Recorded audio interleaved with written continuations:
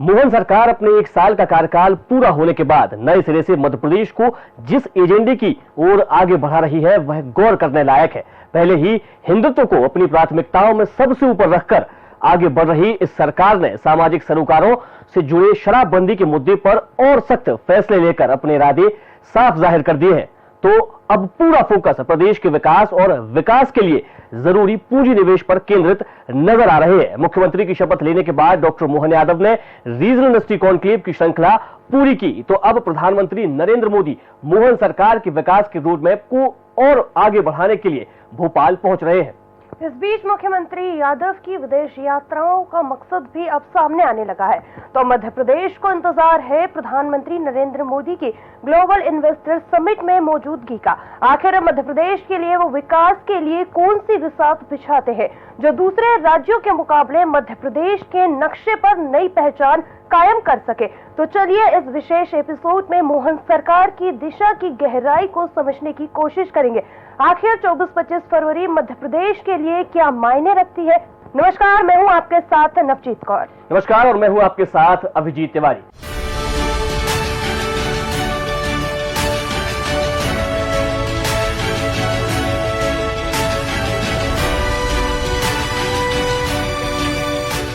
केंद्रीय मंत्री निर्मला सीतारमण ने मोदी सरकार के तीसरे कार्यकाल का पहला बजट पेश किया।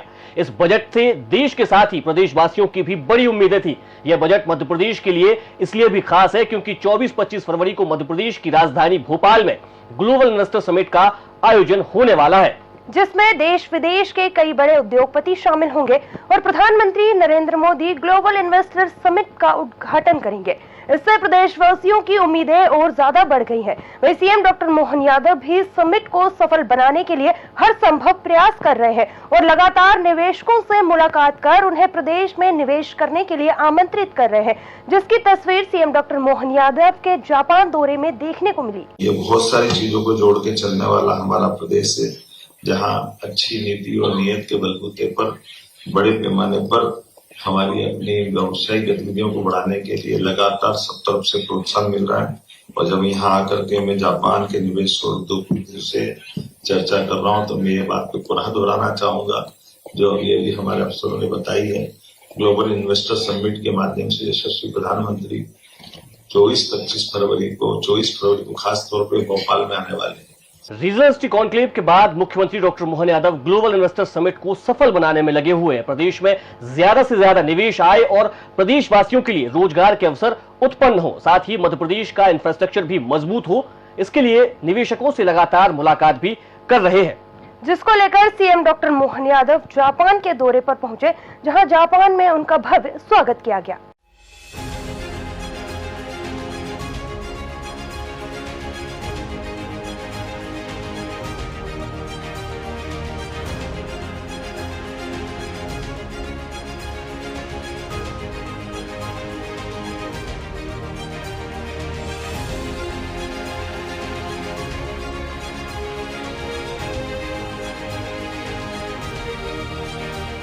भारत माता की, भारत माता की, भारत माता की।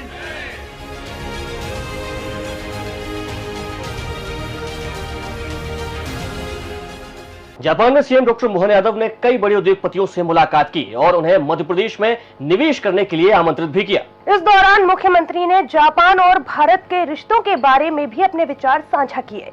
आदरणीय यशस्वी प्रधानमंत्री श्रीमान नरेंद्र मोदी के नेतृत्व में जिस प्रकार से भारत दुनिया के सामने एक नई आर्थिक भविष्य की ताकत की तरफ बढ़ रहा है, जो न केवल अपने सभी प्रकार के संसाधनों के साथ बल्कि विश्व बंधुत्व की भावना के आधार पर आगे बढ़ रहा है, जिसमें हजारों साल से गौतम बुद्ध की परंपरा से जापान भी जुड़ा हुआ है और हम बुद्ध की धरती से ही आते हैं, जिसका सदैव अतीत के काल से जापान से एक विशेष संबंध भी। मैं आज के इस पूरे आयोजन में भारत के हमारे यहाँ प्रतिनिधि जापान में राजदूत के रूप में काम संभाल रहे हैं श्री सीबी जॉर्ज का आभार मानता हूँ, जिन्होंने इंडस्ट्री से जुड़े हुए सभी प्रकार के व्यावसायिक घरानों के लोगों को जोड़ने के लिए अपनी महती भूमिका अदा की है। जापान का प्राचीन काल से आधुनिक काल तक बहुत समृद्ध इतिहास है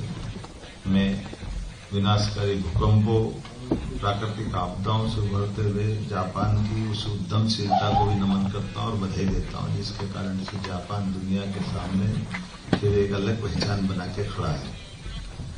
जापान से हमारे अतीत के काल के संबंध तो है ही, लेकिन जापान आज बढ़ते समय में एक विशिष्ट अपनी जीवन शैली और औद्योगिक श्रेणी के साथ आर्थिक युग की संपन्नता के स्थान पाने वाला स्थान जापान भी है। लेकिन जापान से मध्य प्रदेश के संबंध भी अब आज के इस व्यावसायिक दृष्टि से बहुत अलग प्रकार से जुड़े हैं। खास करके जापान में से हमारे संबंध में मध्य प्रदेश से निर्यात होने वाली वस्तुओं की अगर बात करूंगा तो एल्यूमिनियम से बनी वस्तुएं, तैयार एनीमा, कार्बनिक रसायन, परमाणु रिएक्टर, बॉयलर, मशीनरी, यांत्रिक उपकरण, फार्मास्यूटिकल उत्पाद हैं। 2023-24 में मध्य प्रदेश से जापान को $92.8 मिलियन का निर्यात किया गया है। जापान में मैन्युफैक्चरिंग क्षेत्र और अन्य क्षेत्रों से कई जुड़े हुए उद्योग भी हैं। इस इंटरेक्टिव सेशन के माध्यम से हम जापान के सभी उद्योगपतियों से महत्वपूर्ण निवेश की उम्मीद भी कर रहे हैं। वहीं सीएम ने जापान की धरती पर राष्ट्रपिता महात्मा गांधी को नमन करते हुए पुष्पांजलि अर्पित की। तो देश के गौरव भगवान विष्णु के अवतार बुद्ध के मंदिर में जाकर उनके दर्शन भी किए।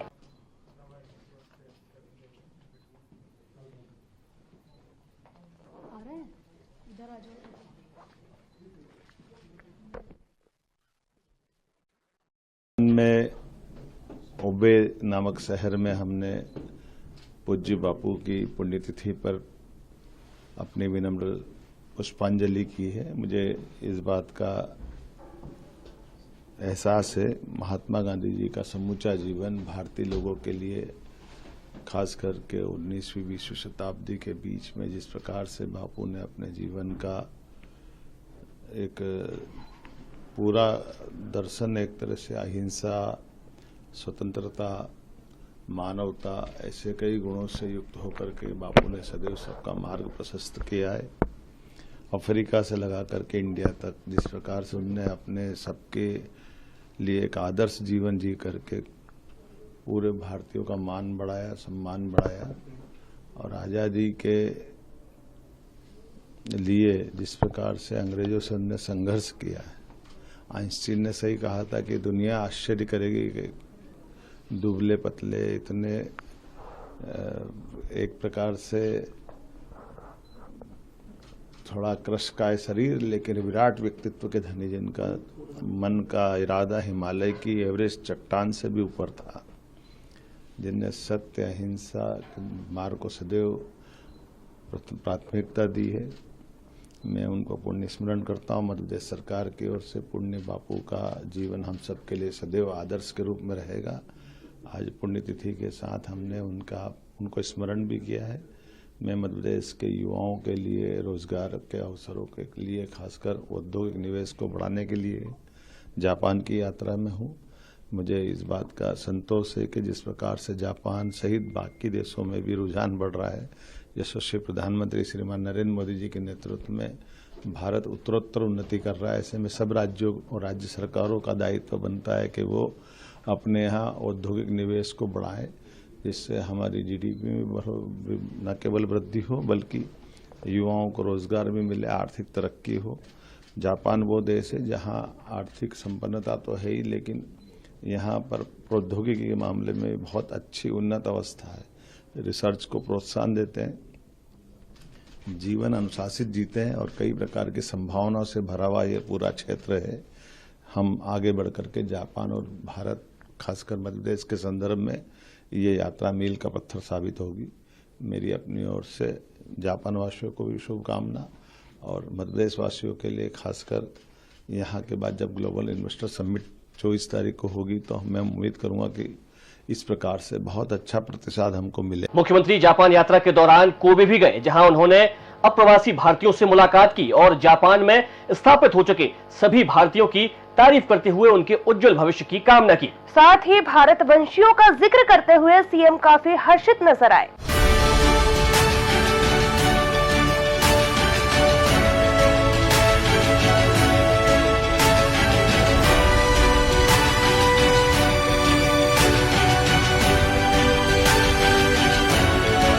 हुबेई में मैं अपने भारतवंशी मित्रों से मिलने आया हूं और ग्लोबल इन्वेस्टर समिट का हमने निमंत्रण भी दिया और उनका अभिनंदन भी किया है। मुझे इस बात का संतोष है कि भारतीय मित्रों ने अपने भारत से आकर के यहाँ आकर अपना एक मुकाम बनाया। अलग अलग क्षेत्रों में सब अपना न केवल स्वतंत्रतापूर्वक अपना व्यवसाय कर रहे हैं बल्कि भारतीयों का मान सम्मान भी बढ़ा रहे हैं। मेरी अपनी ओर से आप सबका वंदन, अभिनंदन। बदलते दौर में अपने देश में यशस्वी प्रधानमंत्री के नेतृत्व में सभी सरकारें भारत के अंदर भारत की बढ़ती आर्थिक ताकत में एक बड़ा रोल अदा कर रही है। ऐसे में निवेश की बड़ी संभावनाओं को लेकर के भारत दुनिया के आकर्षण का केंद्र बना है, जहां पर हर सेक्टर में अलग अलग प्रकार से निवेश की राज्य पॉलिसी बना रहा है। मुझे इस बात का संतोष है। मध्य प्रदेश सरकार सबसे आकर्षक पॉलिसियां सभी क्षेत्रों में बना रही है। एक तरफ मध्य प्रदेश वो राज्य है जहां हीरे भी मिल रहे हैं खदान में, तो सोना भी मिल रहा है, लोहा भी मिल रहा है, तो एल्यूमिनियम भी मिल रहा है।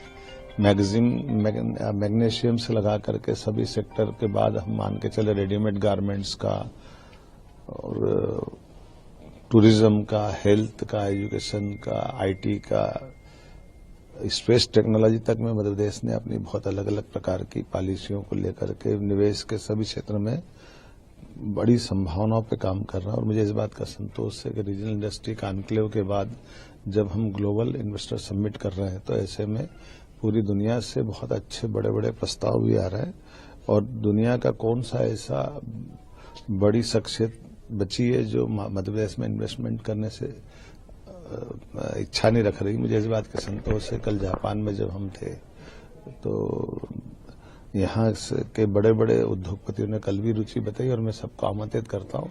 और केवल निवेश के लिए नहीं, मध्य प्रदेश से मित्रता करने के लिए भी, घूमने के लिए भी। मध्य प्रदेश में सभी प्रकार के लिए आज हम अगर वन्य जीव की बात करें तो वाइल्ड लाइफ में मध्य प्रदेश ने देश में सबसे आकर्षक रूप से अपने सभी प्रकार के जंगलों को भी बचाया, जंगली जीव को भी बचाया और सबसे ज्यादा तेंदुआ, बाघ, भेड़िए, घड़ियाल, सभी प्रकार के वाइल्ड लाइफ का सबसे आकर्षक अगर कोई राज्य है तो मध्य प्रदेश है। वहीं अपने संबोधन के दौरान सीएम डॉक्टर मोहन यादव ने भारत वंशियों के साहस और शौर्य की बात का जिक्र करते हुए कहा कि चुनौती कैसी भी आए, भारतवासी हर चुनौती का डटकर सामना करते हैं। इसी के साथ सीएम ने मोदी सरकार में हुए विकास कार्यों का भी उल्लेख किया और प्रधानमंत्री नरेंद्र मोदी की कार्यशैली का जमकर प्रशंसा की। हमारे लिए कई चुनौती आती, कई कठिनाई आती, लेकिन कठिनाई चुनौती किसको नहीं मिलती। लेकिन हमको मालूम है कि कोई उन कठिनाई चुनौती से पार हो न हो, लेकिन भरतवंशी तो पक्के में पार हो जाते, ये हमें भरोसा है। हर कठिनाई चुनौती के बाद भी अपने जीने के आधार पर, अपने इथिक्स के आधार पर, अपनी ललक के बलबूते पर। और अब का समय तो और आनंद का जब नरेंद्र मोदी जी का समय है, तो ये हमारे लिए अपनी उपस्थिति एक अलग प्रकार से दिखाई देती है। ये भी आप देखो, कभी तुलना करो दो तरह से। यशस्वी प्रधानमंत्री के नेतृत्व में 10 साल में देश कितना बदल गया। 10-11 साल पहले, आप में से भी कई लोग 10-11 साल से पुराने भी होंगे, तो बड़ा कहीं अपन भारत से आए हैं तो ये बोलते बोलते अपने अंदर का कॉन्फिडेंस डामाडोल होता था। होता कि नहीं होता था? हमारे नेता भी आ जाए तो ठीक है, आए तो आए, न जाए तो जाए, हमको क्या करना है। और अब कभी मालूम पड़ जाए मोदी जी आ रहे हैं तो क्या होता है, झूम उठते हैं लोग, आनंद से सरावर हो जाते हैं, स्वाभिमान के साथ मुस्कुराने लगते हैं, उत्साह और उमंग का एक झरना बहने लग जाता है। अब हम तो उस परंपरा के डब्बे हैं, पीछे वो इंजन तो वो चल रही है।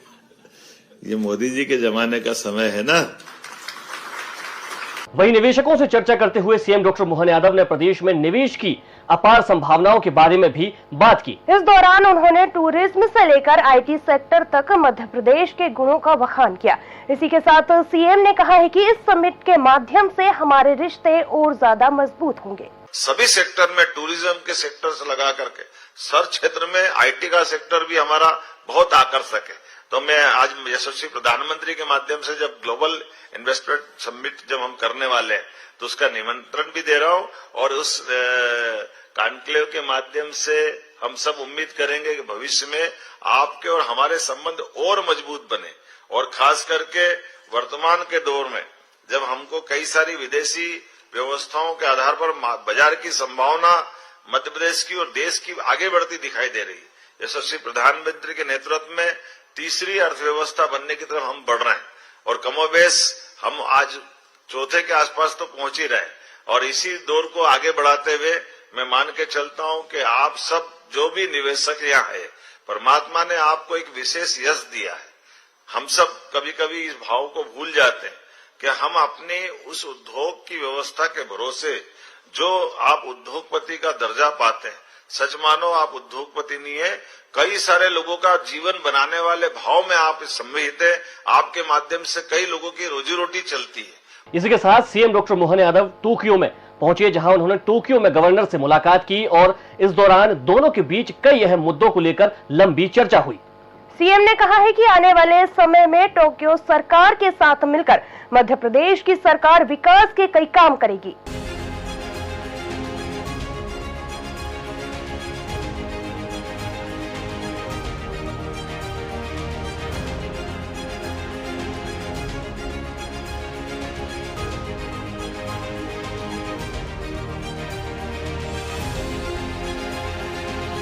मुझे मौका मिला, यहाँ गवर्नर का मतलब मुख्यमंत्री है, जो जनता के द्वारा सीधा चुनाया जाता है। हमारे यहाँ विधायकों के माननीय विधायकगण मिलकर के मुख्यमंत्री का चयन करते हैं और माननीय गवर्नर टोक्यो से मिलकर के आत्मीयतापूर्ण संबंधों के आधार पर भविष्य में मध्य प्रदेश सरकार और टोक्यो सरकार मिलकर अच्छे से कई कामों को हाथ में लेके चले, प्राइवेट सेक्टर की कई कंपनियों को जोड़े, रोजगार के अवसर ले, यूनिवर्सिटियों के बच्चों का आपस में परस्पर एक दूसरों को अध्ययन दल के रूप में भी भेजे, एक दूसरे को जाने समझे भी, सभी प्रकार के सेक्टर में निवेश की संभावनाओं को लेकर के भी टोक्यो गवर्नमेंट के माननीय गवर्नर से बात हुई और मैं मान के चलता हूँ जिस ढंग से उनने आत्मीयता दिखाई है, उनने मुझे निमंत्रण भी दिया कि अब यहाँ हम भविष्य में स्टार्टअप वालों का एक मई के दरमियान एक आयोजन करने वाले हैं, जो स्टार्टअप कंपनियां अपने अपने ढंग से बच्चों को लिए उनने जो रिसर्च की उसको लेकर के आएंगे, तो हम अपनी उद्यमशील युवाओं के लिए बड़ा अवसर लेकर आना है। और साथ ही साथ मैंने भी निमंत्रण दिया कि ग्लोबल इन्वेस्टर समिट में वो आए, अपने प्रतिनिधि भेजे और कई प्रकार की तकनीकों का मध्य प्रदेश की सरकार की आवश्यकता भी है और उनको व्यापार की संभावना भी है। हमने आपस में काफ़ी देर बैठ करके बहुत अच्छे अलग अलग विषयों पर चर्चा की। मुझे इस बात की प्रसन्नता है कि टोक्यो गवर्नमेंट ने यशस्वी प्रधानमंत्री भारत सरकार के माध्यम से जो अनुकूलता बनाई हुई है उसमें सभी गवर्नमेंट अब मध्य प्रदेश सहित बाकी राज्यों के प्रति भी इतना प्रेम स्नेह रख रही है। ये भविष्य के विकास के एक बड़े रिजल्ट की तरफ ले जाते हुए कदम है। मेरी अपनी ओर से धन्यवाद। जापान यात्रा के दौरान प्रदेश के मुखिया सीएम डॉक्टर मोहन यादव ने जापानी बुलेट ट्रेन में सफर किया। इस दौरान सीएम ने जापान के उद्योगपतियों के साथ हुई सकारात्मक चर्चा के बारे में जानकारी दी। मुख्यमंत्री ने कहा, जापान के छोटे से लेकर बड़े उद्योगपति मध्य प्रदेश के साथ जुड़ना चाहते हैं और सभी ने प्रदेश में निवेश की इच्छा जताई है। मुझे इस बात का संतोष है कि जापान में जब हम आए थे तो जापान के लिए इतना ही था कि हम अपना प्रेजेंटेशन देंगे, अपनी बात कहेंगे और जापान के लोग कोई क्विक रिस्पांस कर दे, तुरंत आने की हाँ कर दे, ऐसा रिकॉर्ड नहीं है। लेकिन मुझे संतोष है कि बड़े से बड़े प्लेयर्स लगा करके सामान्य व्यक्ति भी अब भारत से तुरंत जुड़ना चाहता है। माननीय नरेंद्र मोदी जी ने जिस प्रकार से यशस्वी प्रधानमंत्री के नेतृत्व में देश ने प्रगति की है, मध्य प्रदेश पे भी उनका ध्यान गया। कई लोगों ने हमारे आने के पहले से तैयारी भी की थी और उसका रिस्पांस दिखा है और मध्य प्रदेश के युवाओं की दृष्टि से रोजगार के अवसर बहुत मिलेंगे। क्यों नहीं, हम तो इसीलिए दौरा करने आए थे और ये अच्छी बात है कि मध्य प्रदेश की जिस ढंग से हमने पिछले एक साल में उद्योग के प्रति अपनी नीतियां बनाई, हमारी रीजनल इंडस्ट्री कॉन्क्लेव हुई है और कई इलेक्ट्रॉनिक संसाधनों के माध्यम से मध्य प्रदेश के बारे में जो जानकारी सकारात्मक गई है, उसके आधार पर मध्य प्रदेश की पॉलिसियों को लेकर के यहाँ के तमाम उद्योगपतियों ने अपनी रुचि दिखाई है और सभी क्षेत्रों में समान रूप से वो आना चाहते हैं। ये बात सही है कि तुलनात्मक रूप से जो प्रोडक्ट वहाँ से बन के आते हैं तो हमारे यहाँ की लेबर कॉस्ट कम है, कई कारणों से कई सारी चीज़ें सस्ती है, और ऐसे उत्पादित माल जिन मालों की यहाँ प्रोडक्ट बनने के बाद कई गुना ज़्यादा कीमत बढ़ जाती है, तो फैक्ट्री चाहते कि भारत में शिफ्ट हो, भारत से जुड़े। कई लोगों ने वैश्विक कारण से भी कई देशों में जो परेशानियाँ आ रही है और भविष्य को लेकर के भारत का भविष्य सबसे तेज गति से बढ़ने वाली देश में आया है, तो ऐसे में मध्य प्रदेश देश का मध्य का राज्य है और इसके लिए वहाँ भी उत्पादित माल को बेचने के चांस बढ़े हैं, विदेश में निर्यात के अवसर भी बढ़े हैं। ऐसे में सरकार का स्थायित्व है, लेबर प्रॉब्लम नहीं है, कानून और व्यवस्था की भी अनुकूलता है, सभी प्रकार की परिस्थितियों में एक व्यापार व्यवसाय के लिए जो चाहिए सरकार का स्थायित्व है, हमारी नीतियाँ बहुत अनुकूल है, इसलिए व्यापार के लिए जो अनुकूलता होना चाहिए वो सब कुछ है। ऐसे में अरब देशों में जब झंझट चल रही है, यूक्रेन रूस का युद्ध चल रहा है, चाइना में कठिनाइयां बढ़ रही है, तो मध्य प्रदेश में निश्चित रूप से उसका लाभ मिलेगा। वहीं सीएम डॉक्टर मोहन यादव शनिवार को अपनी जापान यात्रा से वापस वतन लौटे, जिसके बाद उन्होंने एक पत्रकार वार्ता को संबोधित किया और केंद्रीय बजट की तारीफ करते हुए देश में बजट से क्या फायदे होंगे इसके बारे में भी जानकारी दी। प्रधानमंत्री श्रीमान मोदी जी के तीसरे टर्म का आज बजट का हम सबको जो आनंद आया, मैं भी महसूस कर रहा हूं इस बात को कि माननीय मोदी जी की सरकार के द्वारा दिया गया ये बजट जो लगातार भारत सरकार का 8वां बजट है, और खासकर इस बजट के संदर्भ में जो समूचे मध्य प्रदेश की दृष्टि से देखा जाए तो हमने भी अपने बजट में गरीब, महिला, युवा, किसान, इसी तरह से हमने बजट की पिछले समय में भी नीति आयोग के मित्रों के साथ में भी 3 नीतियां तो हमने अपने सरकार के कैबिनेट के माध्यम से उसका मूल भाव लेके हमने कर दी थी। ये क्या हो रहा है? अरे भाई क्या हो रहा है? अब तो मैं मान के चलता हूं कि समग्र रूप से सरकार के द्वारा जो भावना व्यक्त की माननीय मोदी जी के द्वारा, ये समूचे देश के लिए भी और खासकर मध्य प्रदेश के संदर्भ में भी और ज्यादा हितकारी है। क्योंकि जैसे कृषि की अगर बात कहें तो 100 से ज्यादा जिलों में पीएम धन धान्य योजना जो बात कही है, मध्य प्रदेश की अर्थव्यवस्था वैसे भी कृषि प्रधान है और ऐसे में हमारा 56% से ज्यादा कृषि का योगदान, और हमारा तो ये धान का कटोरा खास करके सभी संदर्भों में, गेहूं भी हमारे जहां से सबसे ज्यादा एक तरह से कंट्रीब्यूशन में हमारा अपना पिछले सालों से रिकॉर्ड चल रहा है। अब दलहन भी है, तिलहन भी है, श्री अन्न भी है, सब क्षेत्रों में समान रूप से मध्य प्रदेश ने अपनी एक विशेष पहचान बनाई है। और सिंचाई का रकबा भी चूंकि 48 लाख हेक्टेयर का हमारा है और हमने टारगेट लिया कि 1 करोड़ लाख हेक्टेयर तक हम इसको ले जाएंगे, तो ऐसे में कृषि के क्षेत्र के लिए मैं माननीय मोदी जी को धन्यवाद दूंगा, जिसके 2 और कारण से भी किसान क्रेडिट कार्ड की भी जो सीमा बढ़ी है, 3 लाख के बजाय 5 लाख की जो सीमा हुई है, ये हमारे सभी प्रकार के किसानों के लिए भी बहुत हितकारी रहेगी। मित्रों, आज एक और बड़ा कारण है, मैं जापान से यहीं दिल्ली में उतरा हूं और जापान स्वाभाविक रूप से हमारे देश के परिप्रेक्ष्य में एक बड़ी अर्थव्यवस्था है, जो 3रे नंबर की अर्थव्यवस्था वर्तमान में है। 4थे नंबर पे जर्मनी और इंग्लैंड हम पहले होकर के आए थे, इंग्लैंड को हमने बीट किया है। 5वें नंबर पे भारत आया है, जर्मनी के बाद जापान, ऐसी बहुत बड़ी अर्थव्यवस्थाएं हैं। ऐसे में आज वैश्विक परिदृश्य में यशस्वी प्रधानमंत्री ने जो जापान के साथ पिछले लंबे समय तक, वैसे तो मैं ये मान के चलता हूं कि मोदी जी का विजन है कि जब वो सीएम थे तब भी उन्होंने जापान में अपने दौरे करते हुए जापान से सहज रूप से भारत के साथ व्यापार व्यवसाय के संबंध बढ़े, इस दिशा में उन्होंने काफी ध्यान दिया है। और सभी प्रधानमंत्रियों के साथ माननीय प्रधानमंत्री जी के बहुत अच्छे संबंध रहे हैं। हम भी जब आज 4 दिन की यात्रा के बाद आ रहा हूं तो मान के चलूंगा कि जहां जहां जैसे टोक्यो, ओसाका, जहां हमने रोड शो किए, संपर्क किया, हर स्थान पर बड़े पैमाने पर जापान के साथ निवेश की सभी क्षेत्रों में बड़ी संभावना है। बड़े स्थान पर कई सारी कंपनियां जैसे ब्रिजस्टोन जो ऑलरेडी हमारे साथ विश्व स्तरीय टायर उत्पादन में उनका अपना स्थान है, वो पीथमपुर में हमारे साथ काम कर रही है। लेकिन एक और बड़ा इन्वेस्टमेंट का उन्होंने आश्वासन दिया है। पैनासोनिक जैसी दिग्गज कंपनियां हैं, एनएसके, सानोहो, कामुत्सुई इत्यादि जापानी कंपनियां जो ऑटोमोटिव और मशीनरी क्षेत्र में अपना योगदान दे रही है।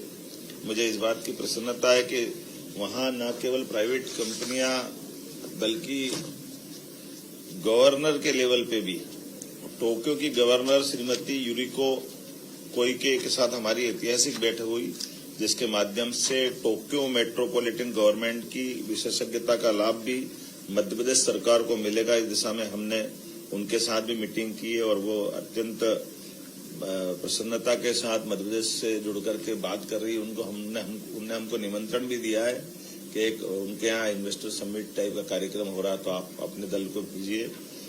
आपको बताना चाहूंगा कि वहाँ गवर्नर मतलब एक तरह से जैसे हमारे यहाँ सीएम अपनी सरकार चलाते हैं, मोटे तौर पर वहाँ की परंपरा में गवर्नर वो इलेक्टेड होते हैं, आम जनता उनको चुनती है, तो स्वाभाविक रूप से वो लोकल सरकार की तरह, सरकार के मुखिया की तरह काम करते हैं।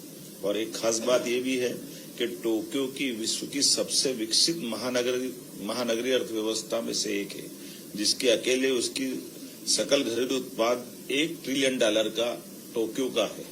अर्थात उनकी आर्थिक ताकत बताने का प्रयास कर रहा हूं, आपको शायद ध्यान में आएगा।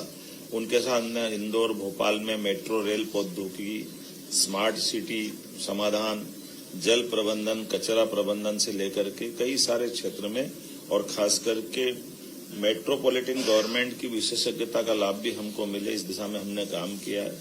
टोक्यो के विकास मॉडल पर भी विस्तार से बात हमने कही है। मुख्यमंत्री डॉक्टर मोहन यादव प्रदेश के विकास की नई इबारत लिखने में जुटे हैं।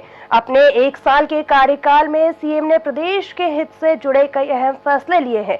हिंदुत्व की लाइन को आगे बढ़ा रहे हैं तो वहीं सभी वर्गों का भी ध्यान रख रहे हैं। साथ ही प्रदेश में ज्यादा से ज्यादा रोजगार के साधन उपलब्ध हो सके, इसके लिए भी सीएम लगातार प्रयास कर रहे हैं। सीएम की मंशा सिर्फ लोगों को रोजगार देने की ही नहीं, बल्कि लोगों को रोजगार देने में सक्षम बनाने की भी है, जिसको लेकर सीएम ने प्रदेश में रीजनल इंडस्ट्री कॉन्क्लेव की शुरुआत की, जिसके प्रदेश में सकारात्मक परिणाम भी देखने को मिल रहे हैं और इसके माध्यम से क्षेत्रीय स्तर पर उद्योग स्थापित किए जाएंगे, जिससे स्थानीय लोगों को सीधे तौर पर लाभ मिलेगा। वहीं अब 24-25 फरवरी को मध्य प्रदेश में ग्लोबल इन्वेस्टर समिट होनी है, जिसमें देश विदेश के कई बड़े उद्योगपति हिस्सा लेंगे और प्रदेश में निवेश की गंगा बहती नजर आएगी। सभी की ग्लोबल इन्वेस्टर समिट से बड़ी उम्मीदें हैं, साथ ही ग्लोबल इन्वेस्टर समिट का सभी को बेसब्री से इंतजार है। खास बात यह है कि इसमें प्रधानमंत्री नरेंद्र मोदी भी शामिल होंगे। हमारी खास पेशकश में इतना ही, हमें दीजिए इजाजत। नमस्कार।